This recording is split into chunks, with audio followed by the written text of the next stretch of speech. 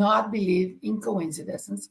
And I do believe that it's like Viktor Frankl said, it's not what happens to you, it's the way what you do with what happens to you that makes the difference. So what are we doing with what happens to us? I do think that we made, like Francisco also mentioned, that we made an agreement to have certain things to go through in this life. Why me? Based on Ana Cecilia's story when she was a child. Uh, it happened to me, but not as a child, but as a teenager, where in 1979 I died in a car accident and I came back. But and when I came back, I found myself in a sea of adversities that I could have said to myself, "Why is all this happening to me? And why did I come back to go through all these adversities?" And we started to talk, and he asked me to write a list of sufferings. And then, okay, he said it was cathartic and all that. So I wrote the list. And after reading the whole, or writing the whole list, we read the list together. And then is when he said to me, in my 37 years of practice, I have never met someone that has suffered this much and is mentally stable. And I was in shock. So the first thing that came out of my mouth was, why me? Why me? Why this is happening to me? And then the answer that he gave me was the one that turned on the light for me.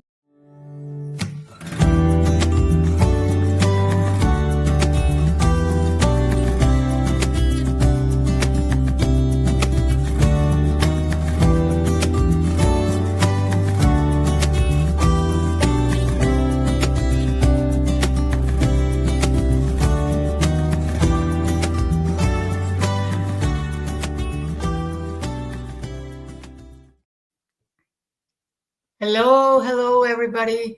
Thank you for being with us in one more episode.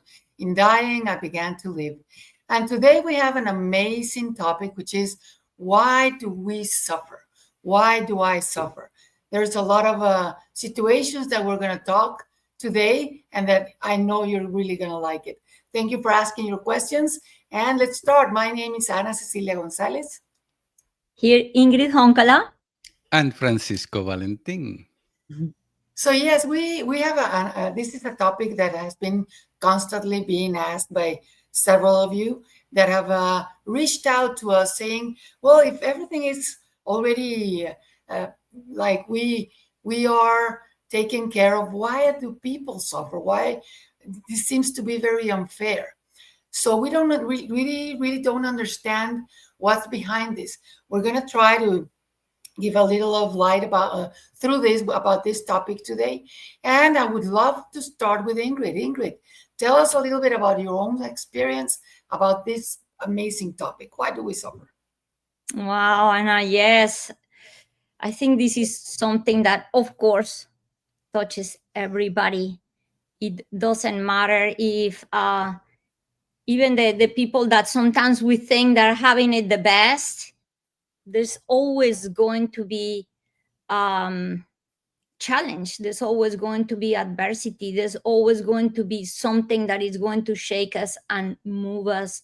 And why is that? I think first I have to talk about, before going into just suffering in itself, I think we have to go into why there is challenge, why there is adversity in life. And this is because if it wasn't anything that move us, that shake us, how can we show our skills, our capabilities, our strengths, our resilience, our resistance? There's no way for us to show the qualities of, let's call it the qualities of our soul, or the capabilities of our individuality, the person that we are, if there's nothing that is going to shake us and move us.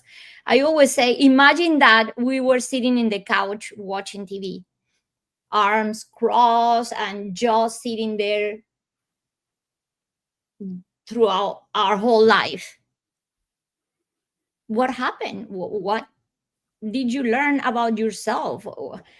There was no opportunity for your soul, for the essence that you are, to show how capable you are to resolve a problem, how creative you are, how amazing we are. Then what will happen is that even if you are sitting in complete comfort, something will happen that move you out of the couch. It could be that you're hungry, it could be that you're tired to be there, and it could be even that if you're not moving, the doorbell will ring, and then you are going to have to make the decision to change your state. So always we're going to go from a state in which we are relaxed and we are feeling like comfortable, and some discomfort is going to present for us in order to move, for us in order, imagine if I am moved out of the couch because I am hungry. So now like is the part where you have to be creative. How am I going to resolve this? Cooking something, eating something. What am I going to eat? But what if the refrigerator is empty? Oh, now I have to find a way to bring that food home. So all these give us the possibility to test ourselves and to test how capable, and in many cases how strong we are, and how creative we are. So just I'm starting from this angle just to bring the clarity of why there is a struggle, why there is challenge, and we will move into bringing the clarity that challenge will not always bring suffering, but it all depends on how we perceive things. What you guys think about this? What do you think, Francisco? Well, let me start by saying that from what I learned from personal experience and from what I learned from the collective forces of knowledge and wisdom, which I transcribe every so often, suffering comes from not understanding what's going on. Unfortunately, and it is sad to say, many of us still believe that there's someone or something that is in control of our lives. And we start asking ourselves, why me? Why do I have to go through all this suffering, all this pain, those struggles? And why not that other person? Well, why not you? If it's not because you need to learn to understand better what's going on in your life and the reason for that to happen. Uh, it comes to a point in which we start blaming others for our present conditions, either from health, financial, and any other circumstance that we may be going through, and we put the blame on others and not understand that m- most of the suffering comes from not understanding that we might have made an error in this time or in previous lives.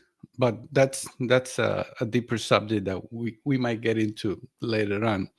But but the thing is that when we see things from our perspective and not as the observer, because if we see things from our perspective, we see things happening because it happened to us because of the preconceived ideas of what we have of what should have happened.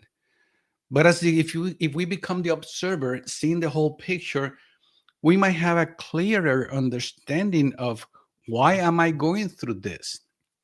It may not necessarily be because of the circumstances that I see, and it can be something even deeper. And that's something that I advise many of us, including myself, to reflect upon uh, throughout your lifetimes, from the day you wake up to the moment that you go to bed, reflecting on what's happening, and we start not putting the blame on others and try to internalize why are we going through that so-called suffering, which is not understanding. That's something that I'm going to put right on the table before we go to Ana Cecilia, so to give her us Thank you, her insights. Francisco. Go ahead. Yes, thank you. Thank you very much. You're touching a very serious topic when it says like why is it, and what I like who to blame because of what's happening. So one thing that always comes to my mind, and I really love this topic because uh, when you ask a question, why does the child have to suffer? Why does the Mm. little girl that's just being born with no, you would say, no guilt, no blame, no nothing? She just born, and a lot of suffering was there, maybe with cancer, maybe with a heart condition. And this is something that comes to me like when being by myself being born with a very complex heart condition where my parents were told she's not going to live, she's not going to make it, she's going to be lacking air all her life, because we're talking about a time where there was no surgeries, nothing that was available to make my life better back then. And then you would say, well, it's very unfair. Why should a child like Francisco said, what is it that a child could have done? So you wonder then, when where does this come from? So the only way I could understand this, because as you can see, I mean, I'm 60 years old now and I'm still here, and miraculously for many doctors, but the only way I could cope with this, to understand it, and that's one of the reasons I studied myself law. I studied law because I thought this world and this earth was very unfair, and that God was a made up story, so we could give an explanation to what had no explanation. So then we put the name God in there.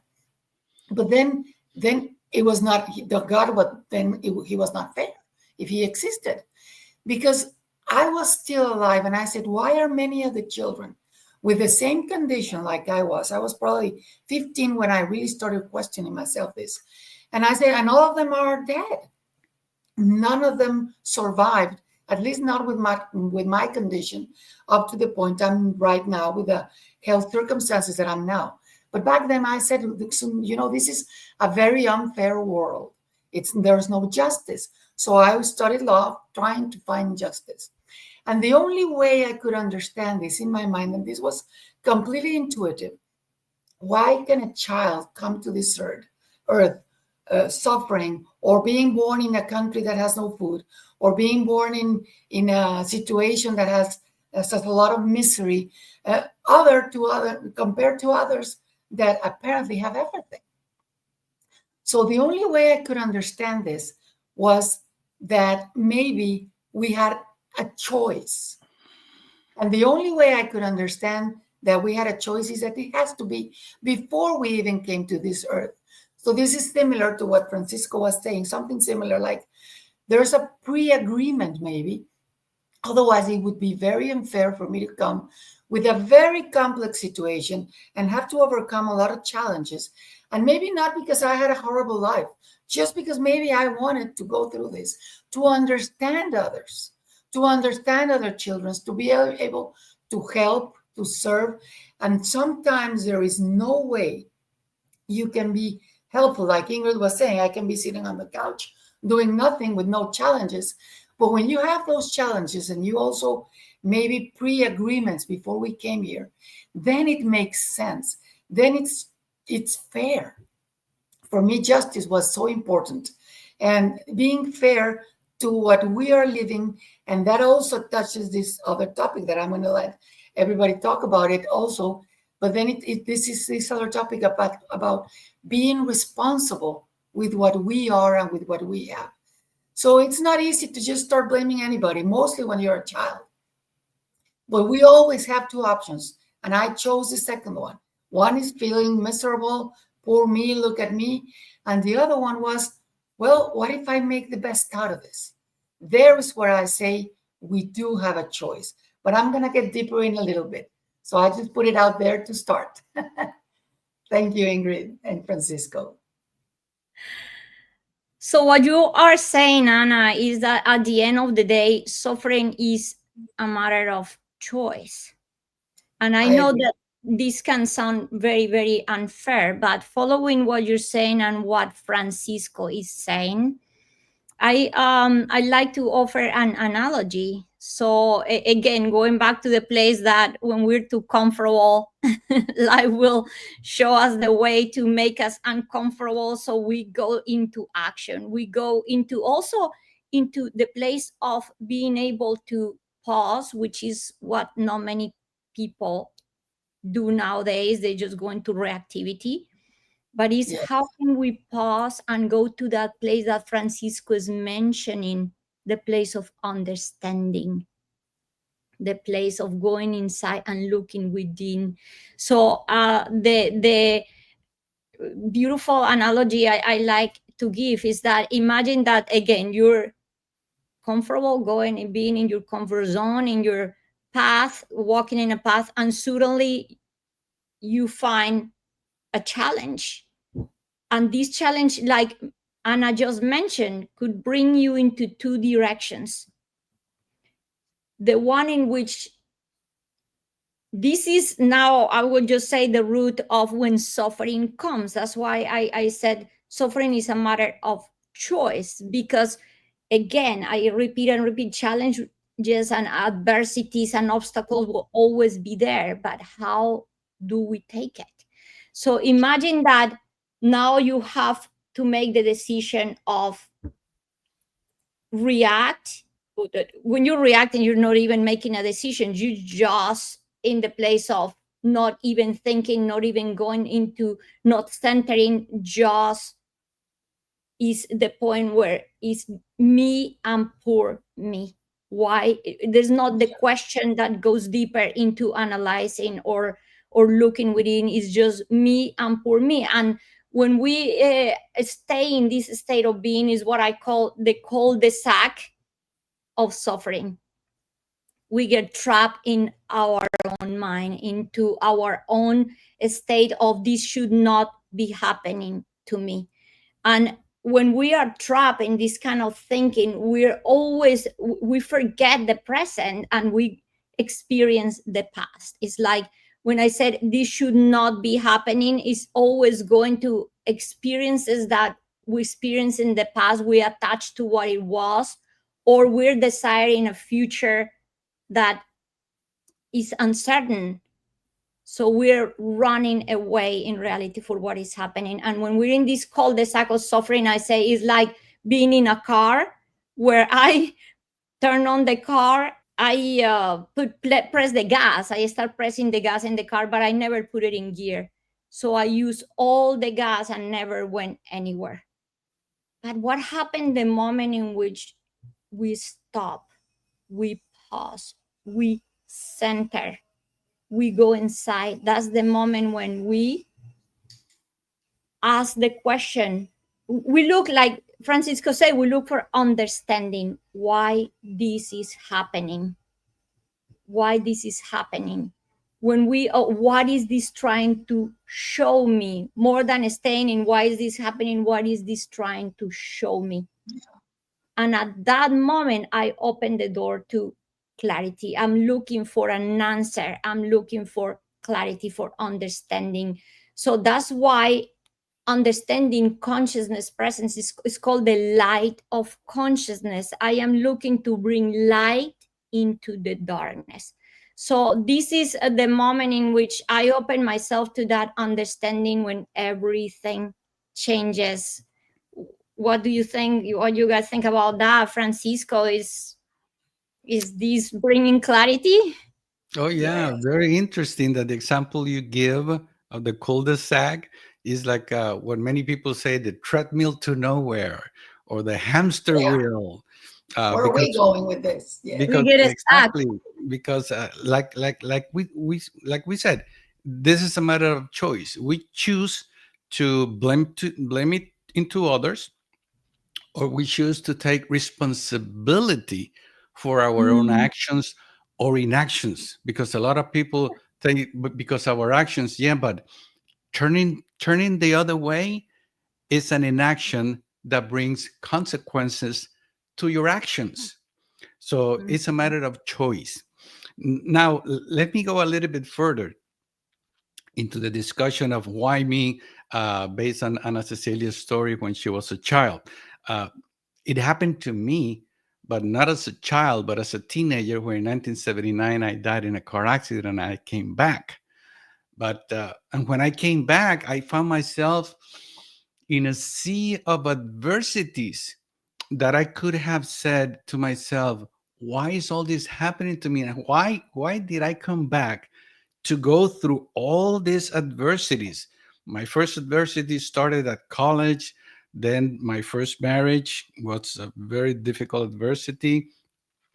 Then the death of my dear mother, and so many other events that took place in my life that I just chose in my particular case not to put the blame on others, but to say, "Hey, things happen. I just have to learn to deal with it," and I did until the day, which was historically speaking, if you know me, if you know my story, in July 7, 2011, when the Spirit of Light manifested through my son's voice to remind me of an agreement that took place in 1979.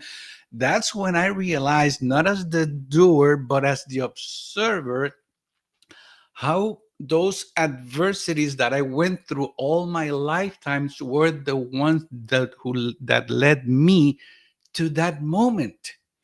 Had I, if I would have, just giving you an example because I cannot foresee it any other way, had I taken the action of putting the blame on my circumstances and not take the position that I take of things happen, learn to deal with it, I would be so angry at life that I wouldn't be able to be open enough to receive that information from the Spirit of Light and being able to move forward, understanding that all that happened to me was for me to learn what I needed to learn to get to this point so I can move forward. So imagine your particular, and I'm talking to the audience, your particular circumstance where you might feel in that treadmill of nowhere, or in a crossroad that you don't know what decisions to make, or the adversities that are you're going through. Imagine that if you would take the posture of saying, "It happens because it had to happen for me to learn something," Mhm. instead of putting the blame to others, where will that lead you to? Well, for one thing, if you take the one of the choice of not blaming others, you're gonna gain a lot of spiritual growth. If you seek the spiritual growth, if you seek to be here on earth, then you might become, you know, very into the spirit, and not into the spirit, but into the physical realm, and will not open yourself to a higher understanding. Because here on earth, if you see the news, if you see all the teachings, I mean, they teach you to from this adversity learn this, and be stronger, be this, be that, and that's not necessarily the right way. I mean, what could be the right way to deal with things on earth, but not at the spiritual level that we want to help you get into by transforming your state of mind. So what do you say, Ana Cecilia? What's your opinion to that? Yes, yeah. While you were saying, I was making some notes because once we do have all options and choices. Because if you see, things are already happening, they're there. Whatever's going on in our lives, it's already there. It's not something like Ingrid mentioned the other day, it was like everything that we are suffering, it's already in the past. So it happened. It's not something that necessarily in this second, because I'm thinking about it, I am suffering because of something that's happening to me in this moment. So things are there. You have the option of right now, today, in this moment, to look at it differently and maybe smile and try to make things better. But the problem for me, the big thing that we do not come out of this is because of attachment. We Mm. are attached to things of the way they used to be, the way that the way they should be, or the way they shouldn't be. So we're just thinking about things that don't even exist. So we are attached. So if we really live in the present, like Ingrid said, just calm your mind. Think about what's really going on. Do you have something to learn with what's going on? Or do you think it's just happening because, oh God, you have such a bad luck? I do not believe in coincidences. And I do believe that it's like Viktor Frankl said, it's not what happens to you, it's the way what you do with what happens to you that makes the difference. So, what are we doing with what happens to us? I do think that we made, like Francisco also mentioned, that we made an agreement to have certain things to go through in this life. Our free will is to decide what to do with them. Okay, they're already here. So and I want to tell you a little bit of a story of what happened to me when I understood how serious this word attachment is, to suffer or to just let go and try to make the best out of what you're going through. I'm not saying it's easy. Please do not misinterpret me. I'm not saying it's easy just to decide the other option and make the best out of a difficult moment. No. But in your mind, in your soul, there's a lot of things we can do with what's happening. And when I was going on my first open heart surgery, I had a heart arrest, respiratory arrest. I was in the hospital, so I had my near-death experience. The only thing I wanted before I went through, because in my heart I knew I was going to die. I wanted to see my daughter. So this is this attachment, and it's natural. You want to have your baby with you. She was 9 months old. So while I was going through this near-death experience, through all of this beautiful scenery in a tree, suddenly after many beautiful things I saw her in a crib. In a crib that I didn't even know she was staying in my Aunt Martha's place. And then I saw her there. So all this information, I then proved that it was true. In the moment I saw her, I detached from her. I said, okay, I don't need to have her with me in my arms, holding her to know that she's going to be okay.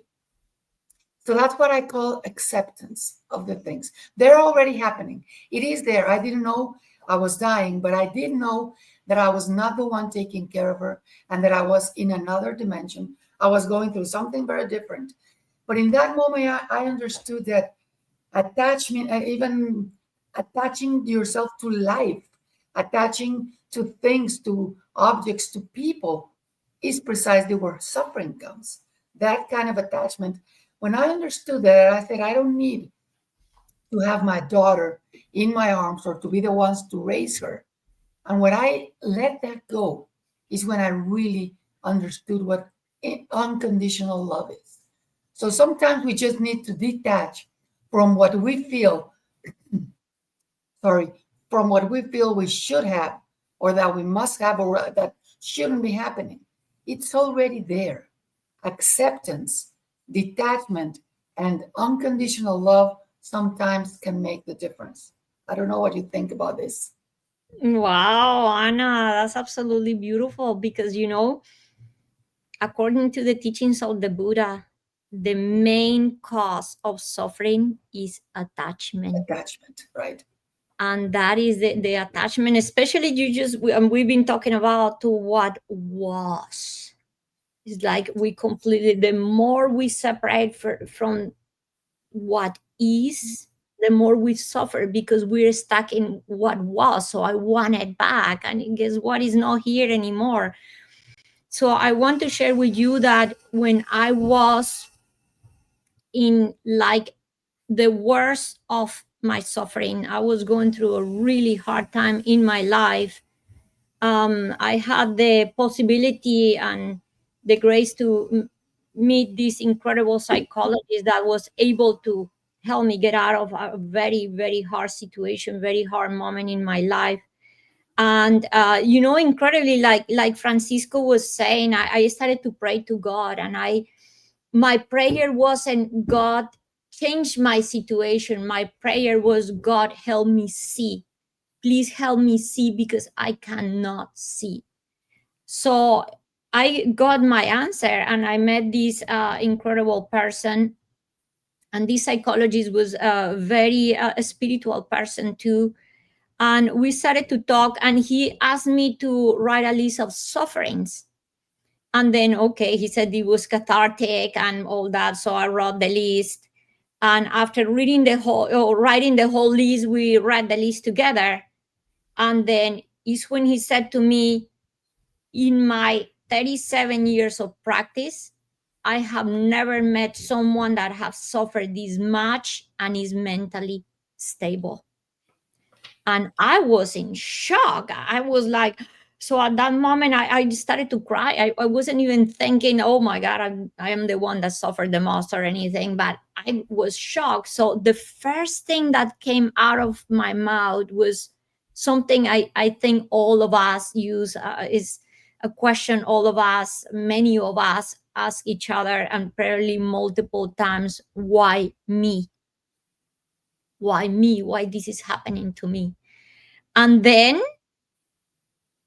the answer that he gave me was the one that turned on the light for me back to clarity and understanding. Was why not? And when he says why not, and he started to say, look, and Francisco mentioned this, and Anna mentioned this, thanks to this happened, and thanks to this you learn this, and thanks to this you've done this, and thanks to this you understand this. And I'm like, wow. And I started to see purpose behind everything. I started to realize that there was a connection. And if anything, all my experiences have brought me to be more compassionate, more open, more empathic, more intelligent, more efficient. So it was this strong. So it was the part that I understood, this is for the evolution of my soul. This is the human experience is the experience of contrast. So a big miracle happened that day, and it was the realization that nothing ever happened to me, it happened for me. And the other realization was, I was in the place of seeing that, like we're just mentioning, sitting in front of these psychologists this day, that was my only truth.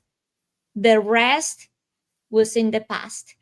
And it empowered me because it brought me to this place of realizing I can do whatever I want with what is in my mind. And the third realization was the one of forgiveness. I entered into the space of gratitude because, like we said, thanks to this, thanks to this. So I realized all my experiences have brought me to this place of clarity and understanding and consciousness I had at that moment. And then forgiveness happened. I think this is an essential part. Forgiveness. It was the part where there was nothing to forgive, because if everything was for me, then I was in the place of being grateful with all of it. So I could say there was nothing to forgive, or everything was forgiven. So I drop it to Right. you, Francisco. Right. Yeah, you are right on point, Ingrid. Uh, Attachment, suffering, the learning process, but then we are going to be faced with those who said, "Okay, I get it, Ingrid, but why is this happening to me? What have I done? I haven't done anything to deserve. Why am I a victim?" Well, the answer is simple only if you understand that this is not the only life that we have lived throughout our existence. And that's where the reincarnation process comes to play. Uh, Let me give you one example. Someone might say, well, why am I the victim? Why am I the victim of this perpetrator? And remember, for there to be a victim, there has to be a perpetrator. Correct. And so who started? Who started this? Because Hmm. I mean, it is. If you go back in the Bible, it goes back to the story of Adam and Eve, and then Cain and Abel. Uh, so there's a victim, and there is a perpetrator.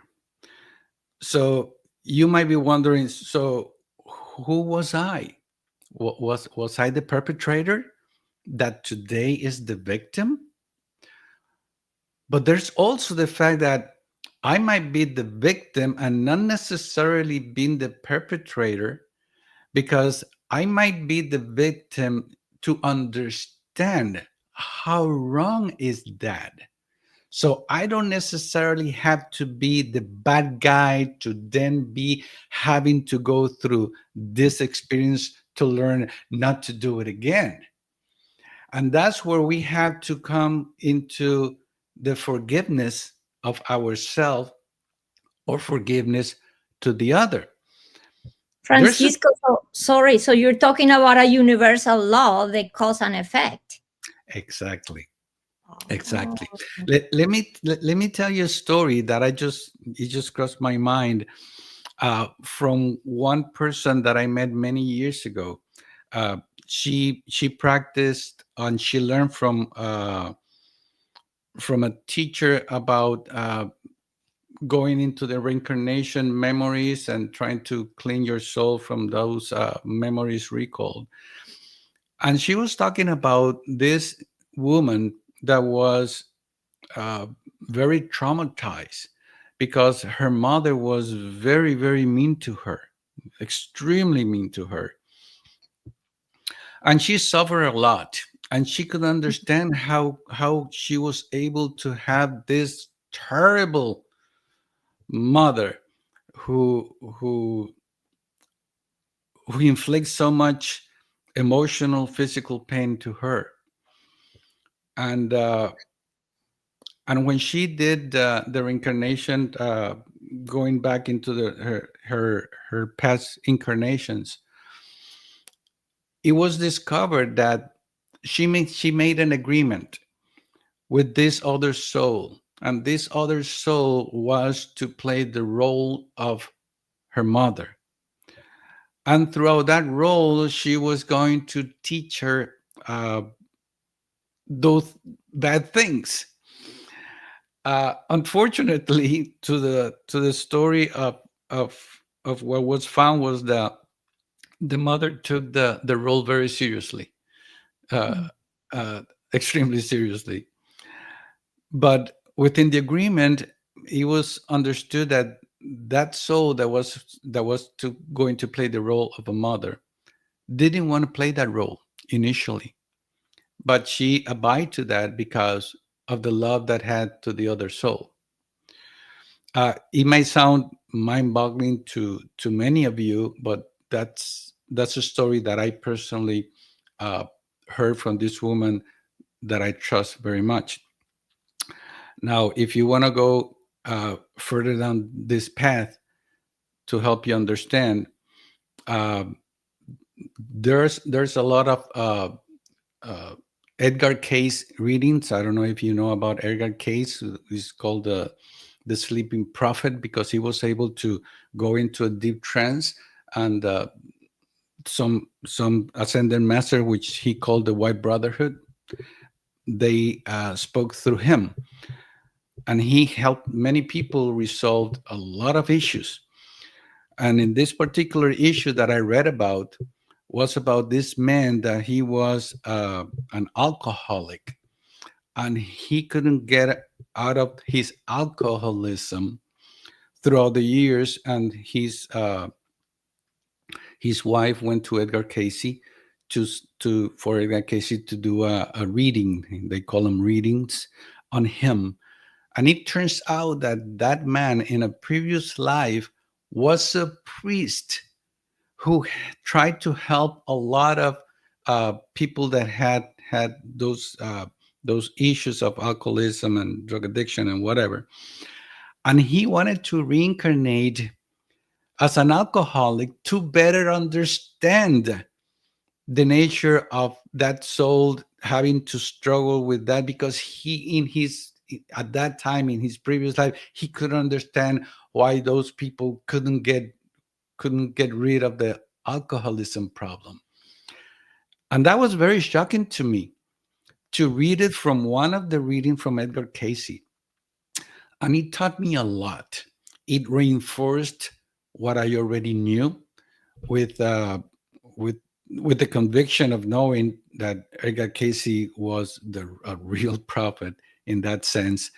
So so for those who might be saying right now, yeah, but why do I have to go through this? Why was I born this way? Why do I have so crappy parents? Why do I have to live in this condition? You have to go back and see, try to understand, and try to, through that understanding, not putting the blame on others or even yourself in previous lives, but to say, okay, I might have done something that today I'm paying the price for my own actions. And it is a matter of forgiving yourself for what you've done, might have done, or the other person who probably is teaching you something. And instead of learning the lesson, you are putting the blame on the person. So it has a lot to do with forgiveness, understanding, and as Ingrid said, as the Buddha said, let go of the attachments, and then you'll let go of the suffering, and then knowing that truth will set you free. So, Mhm. Ana Cecilia, what do you have? Great. Yes, Francisco, this brings me back to what we were saying. Ingrid mentioned it. Things happen for me, not to me. So the moment we are really, how can we be responsible of what's happening? I think we've all mentioned it with what Francisca just said right now. Well, there is a reason, because otherwise life would be extremely unfair. Mhm. And life is not unfair. God is not unfair. It's not about justice. It's about how we are learning through what's happening to us. So it's really, things are really happening for me. And this reminds me of stories that we've all gone through, like when Francisco was saying, what did I do? Well, if we go on, and I always invite whenever I have a chance, because I started practicing this since I was a little girl, which is meditation. I had so much lack of oxygen that there was no way I could even go, neither running, playing, doing anything, because I needed to get air back. So what I did is to go lie in my bed and started breathing, calm my body, try to get more oxygen. So my blood, I even spoke to my blood, telling just, you need to go back to pink so you can go out and play. Talking about a little girl. But that reminds me of, sometimes the understanding comes not precisely of trying to get in this 3D world the exact answers, but how can you say that things happen for me? Because otherwise they wouldn't be happening. There is no reason whatsoever that there's going to be somebody up there saying, okay, now today I'm going to make this little girl suffer a lot. And now, no, this one is okay. She doesn't have to suffer. No, that's absolutely insane. We, in our clearest minds, we would never think that that is something from someone that loves us, from a pure, unconditional love. So, yes, again, love is the answer. So, when I get to this point, how is this be possible that is happening for me? Is when I understand a little bit of what Francisco's saying, of what Ingrid's saying, of her own experiences. Something in this realm, in this experience I'm going through, I need to understand to make it better. The choice I have is to make it better or to keep on complaining about poor me, pity parties, like I call them, and just feel miserable. And then again, it doesn't matter under which circumstances, but I'm convinced, absolutely convinced, that we all come, and Ingrid and Francisca just mentioned it, with every single tool needed to make it work and to make it better. And this is going to help you understand others. And at the end, it's going to be stop judging, because we're very fast to judge. Oh, this person, how can he be doing that? Well, if you don't understand it, maybe you're going to have to go through something like that so you can stop judging and understand it.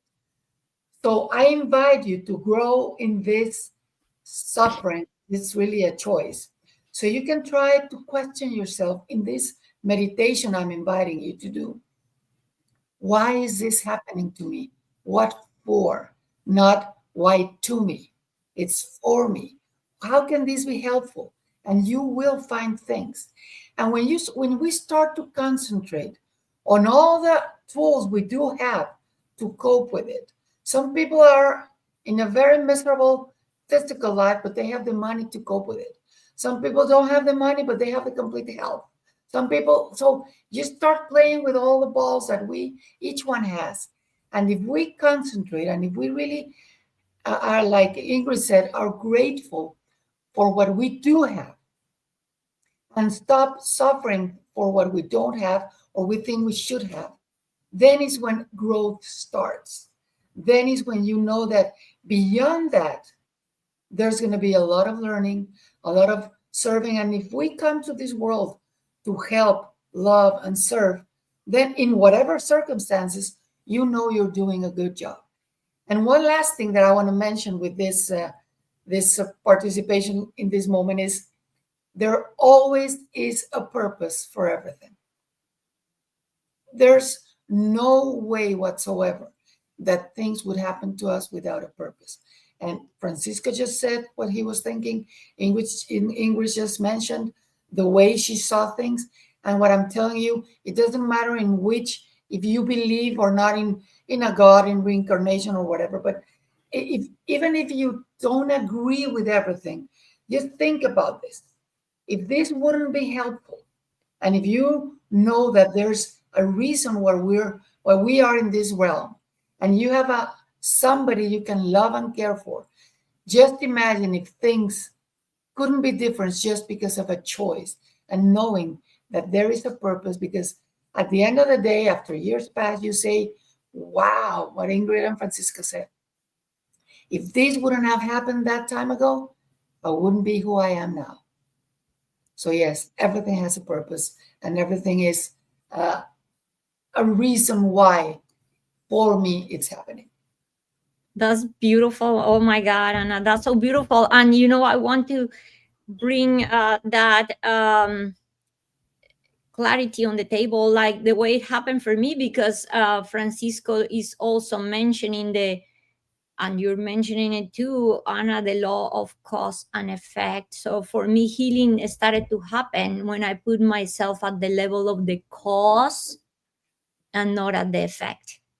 Right. Like Francisco said, what is in me that need to be corrected? What is in me that need to be seen? What is in me that needs to evolve, that is going to Grow. to grow, that's going to give me growth and evolution. But there's another important point here, and is the point of compassion. Because sometimes when we're in the middle of the problem, of a challenge has come and my head is under the water, I remember hear from somebody when I was in the worst of the worst, everything happens for a reason. And I feel that could be a trap, because that could bring us into bypassing. That Exactly. can bring us Exactly. into like, yeah, because there's a reason, then I don't feel anything. It's not like that.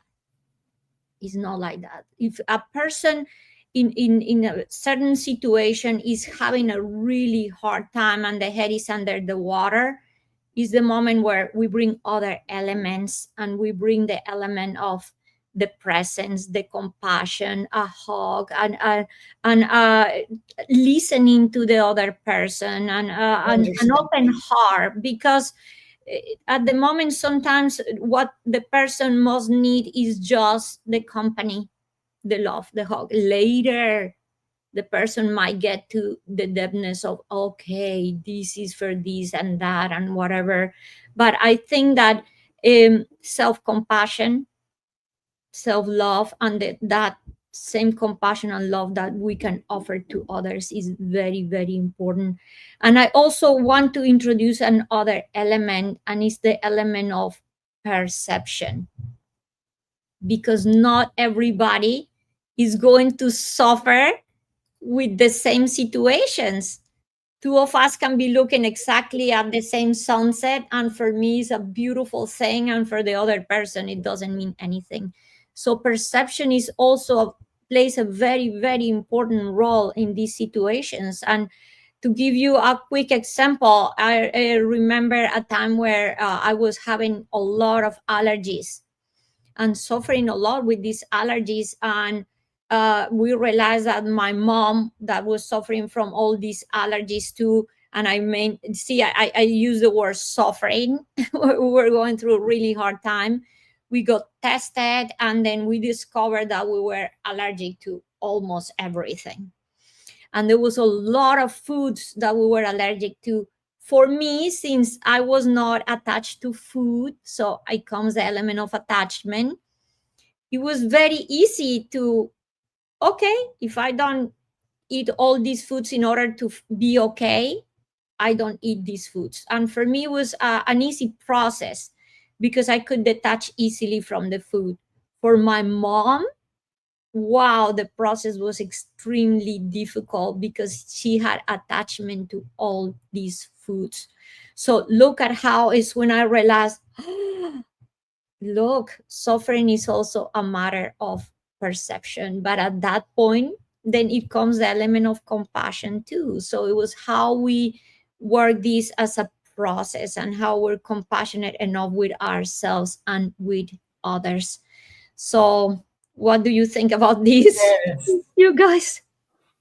Yeah, Yes. actually, I want to take, I want to retake what Ana Cecilia said about God. Why me? Uh, why me? Why this happening to me, and why this is not happening to others?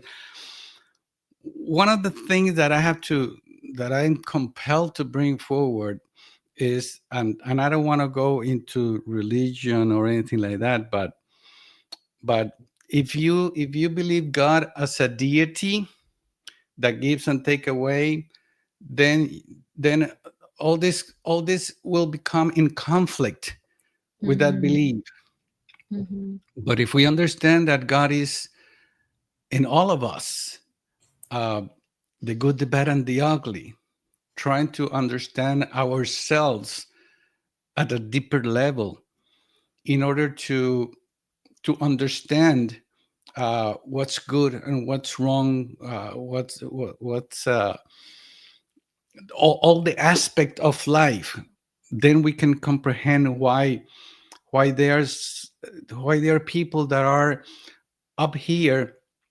I'm not saying up here and down there as something good and something bad, but different levels of experiences that will take you to become a better person, because we all want to become better person. I don't think that anybody, even the evil of the evil of the evil, is gonna get to a point in which that person will want to stop doing that, because is you'll find out that isn't this treadmill to nowhere, to wanting more and more and more and more and more of the bad things, versus the one that wants to free himself of, or herself from this physical plane that, in my opinion, take us nowhere but more of the same, more of the suffering, more of the not understanding, and try to go within ourselves.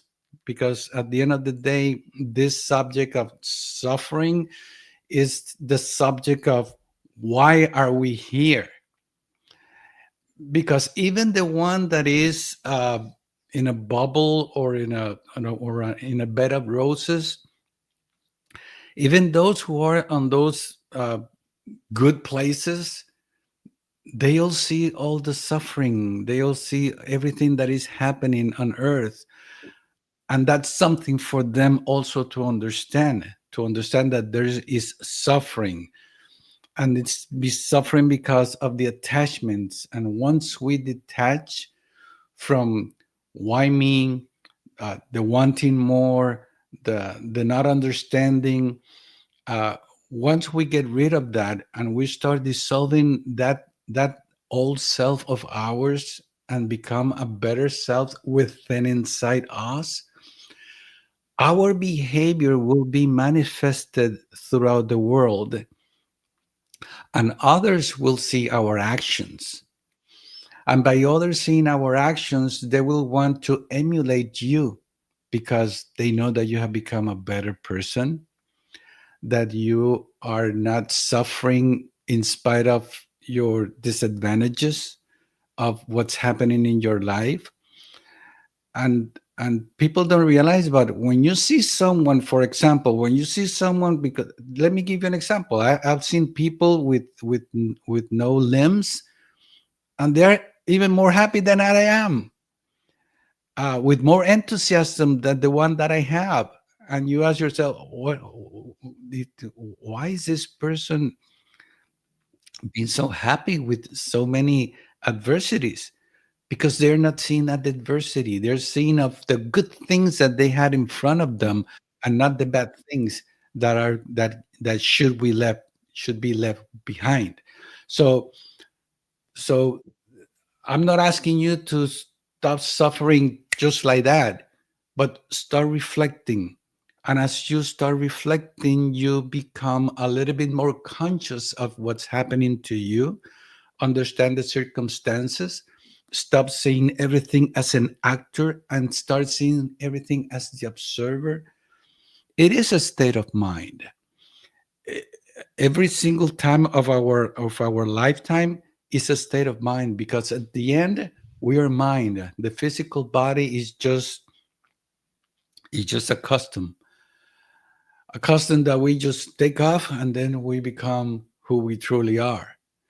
And once you put that in your state of mind, you're going to change your attitude. And little by little, you're going to start seeing the suffering. Like, for example, the physical pain. If you pinch your finger, or if you cut your finger uh, with a knife, for example, as an accident, let's say it's an accident, uh, you're going to have pain and you're going to start suffering. But is that suffering bad? No, because that suffering is telling you you've been cut. You have to take care of this. Take care of this immediately. Solve the problem instead of saying, "Oh, I'm suffering with pain." No, the body's telling you, "Take care of me." And that's the state of mind that everybody should start having, with little things like that. Instead of pain, illnesses. Same thing. What is an illness? It's an imbalance of the physical body. Why am I going through this imbalance? Oh, because I inherited from my parents. Stop putting the blame on others. Start taking responsibilities. Probably you chose this body so you can learn. Just like the example I gave you about the priest who wanted to be an alcoholic, to better understand other people. So so Wow. those are my final words. Thank you, Francisco. I'm gonna start closing, and I wanna mention this that Ingrid said. Be grateful. When you mention these people without limbs, without hands, without whatever they're missing in a physical body, even people that are really going through situations like cancer, that it's a constant thing forever. And what I've observed in my experience is that people that are grateful for what they do have, those things that are really something that the other people concentrate. Oh, wow, he doesn't have hands. But have you seen how well he uses his mouth or his feet, his eyes? So we start using the rest of our beautiful bodies to express what's really inside us. So anything we are expressing with our mouth or with our, it's what we are inside.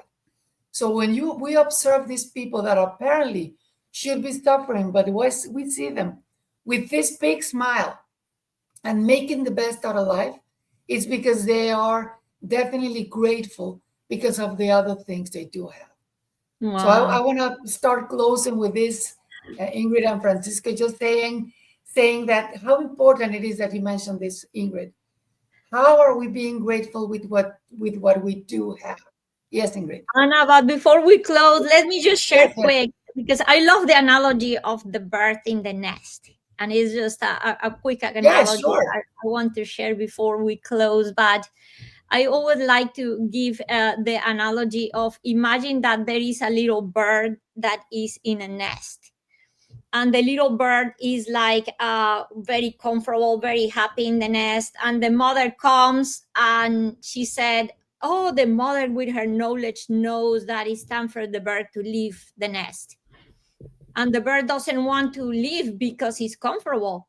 But then the mother stopped bringing food, and then the bird start getting very very hungry, and also the nest start getting small because the bird is big now, and he's doing all his necessities in the bird and now the in the nest, and now the nest is a mess. So all these discomforts are going to happen to push this bird out of the nest, and it comes the part where the bird can say or have the inside that no, what my mom is doing is for my own good. So and the bird will make the decision or go with that wisdom, but many times we resist, and that resistance is the one that brings suffering, because the bird decides to stay despite everything telling the bird it's time. There's a timing for everything, is attached to the nest. So at that moment, even though the nest is a mess, is small, is everything, if the bird stays in the nest, there's going to be a storm, there's going to be a hurricane, there's going to be somebody cutting the branch of the tree until the bird has to fly. And at that moment, when the bird has to abandon the nest, opens the wings, and is when he realized that it could fly. So if all these challenges didn't happen, the bird could have never known that it could fly. So that is. Excellent, excellent. So in other words, we do need what's happening to us to understand, to learn, to be aware. Like you said, now I know what this happened. It's not going to be in that moment, but believe me, we will understand why things are happening. Francisco, you were going to say something? Yes, I want Sharing is everyone. caring. Yeah, every we are bringing this subject of suffering, uh, and I know that this is a subject that many of us have gone through. Many of us have tried to understand, and many of us have not had answers. We're trying to bring answers to everyone, and that's one thing that I invite all the audience, everyone that is watching these videos, especially this one of today, share it with others, Mm, because this video might represent a change in their lives.